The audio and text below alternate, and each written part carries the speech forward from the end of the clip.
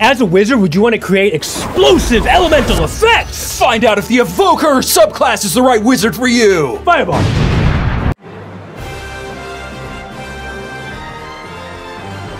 What's going on, YouTube? I'm the Mind Flayer Slayer! And I'm Dr. DM, and today we're bringing you the wizard subclass Evoker. This is back from 2014. We'll give you our thoughts on it, see what's different from 2014 and 2024, and stick around till the end because we'll give you our tier ranking for this subclass, see if it's good for you and your game. Let's get started at level 3. Evocation Savant. Choose 2 wizard spells from the Evocation School, each of which must be no higher than level 2, and add them to your spellbook for free. In addition, whenever you gain access to a new level of spell slot in this class, you can add 1 wizard spell from the Evocation School to your spellbook for free. The chosen spell must be of a level for which you have spell slots. Okay, so again, this is very similar to all of the other subclasses. You're just getting some extra free spells. Free spells good. And of course at level level 3, you're gonna take Fireball. Continuing on to level 3, Potent Cantrip. Your damaging cantrips affect even creatures that avoid the brunt of the effect. When you cast a cantrip at a creature and you miss with the attack roll, or the target succeeds in a saving throw against that cantrip, they take half the cantrip's damage, if any, but suffer no additional effect from the cantrip.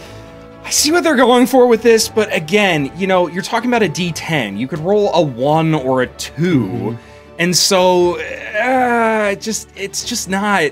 It's like a worse version of like Graves from the Weapon Masteries. That's exactly what it is. Yeah, it's a worse version of Graves. This might be okay at lower levels when you're just slinging cantrips mostly, but at higher levels, trying to get something to happen. Yeah, but at higher levels when you have your big spell book and you're usually just casting big spells turn after turn after turn, this is probably not going to even come into the picture very much or very often. Yeah, not really at all. At level 6, you get Sculpt spells. You can create pockets of relative safety within the effects of your evocations. When you cast an evocation spell that affects other creatures that you can see, you can choose a number of them equal to 1 plus the spell's level. For example, for Fireball, that would be 4. The chosen creatures automatically succeed on their saving throws against a spell, and they take no damage if they would have normally taken half damage on a successful save. Being able to stop the rest of your group from getting fireballed is obviously good. Not having to worry about the room size, yes, obviously good.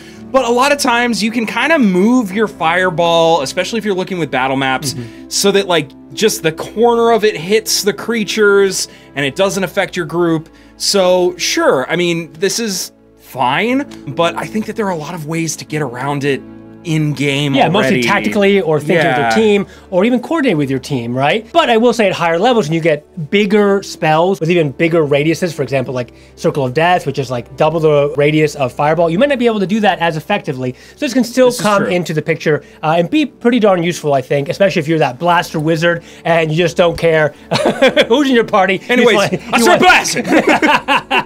And you want the enemy dead. Yeah. At level 10, you have Empowered Evocation. Whenever you cast a wizard spell from the Evocation School, you can add your intelligence modifier to 1 damage roll of that spell. Okay, for a level 10 ability, only getting like +5 to your damage? At most, that's, I mean, that's just middling. And Draconic Sorcerer gets this, I think, at level 6, so pretty advanced. Although it is limited in scope, as in you have to be like fire or ice or whatever. Yeah, here, but you choose whatever. I mean, it's just... You choose whatever you're best at, right? Yeah. Here you do have like that width, and the damage is okay, as in like it's kind of the same damage you'd find if you're, you know, a fighter adding strength or whatever to your weapon. So it's a little bit extra. It doesn't go a long way, but it will help your average damage kind of go up as you level up. At level 14, you have Overchannel! You can increase the power of your spells. When you cast a wizard spell with a spell slot of level 1 through 5 that deals damage, you can deal maximum damage with that spell on the turn you cast it.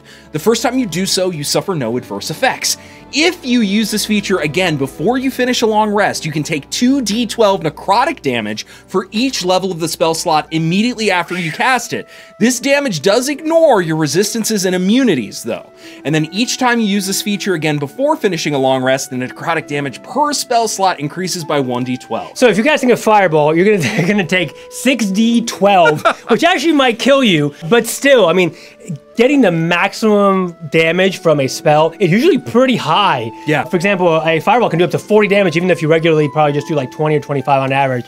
And then, of course, that scales up to level 5 spells. I wish this were past level 5, because the sorcerer, of course, can like heighten or maximize up to level 9 if they wanted to. It's true. But for the spells this is going to affect, it's pretty cool. And I love the flavor in that, like, you're always like, you do maximum damage, and if you want to do it again, you're kind of like hurting yourself, like, and you have your cleric just healing you passively. Oh, that's cool. cool. I mean, yeah, That's a good buddy system. if you buddy system this so that you're like, this creature is resistant to everything but this specific type of damage, and the wizard could very well be the person in the party that has the ability to do the most damage depending on what's in front of you. Their big spell book lets them kind of pick and choose their situation. They have a whole host of spell types, damage types, abilities. So yeah, if you're using the buddy system and you've got some healers and they can like support you through this, then yeah, this could be really powerful. Yeah, I love it. Even in and of itself, it makes you like the premier blaster, I think, for the wizard spell book, because your damage is going to be high, it's going to be awesome, and it ignores your comrades if you want it to be the case. Indeed. Well, this has been our review of the D&D 2024 Wizard Evoker. I'm going to be giving this, I don't know, I still think there are better blasters out there. I got to give this like a solid B. It does what it wants to do. I wish that this final ability bled backwards and the flavor of it somehow affected the abilities that came prior to it.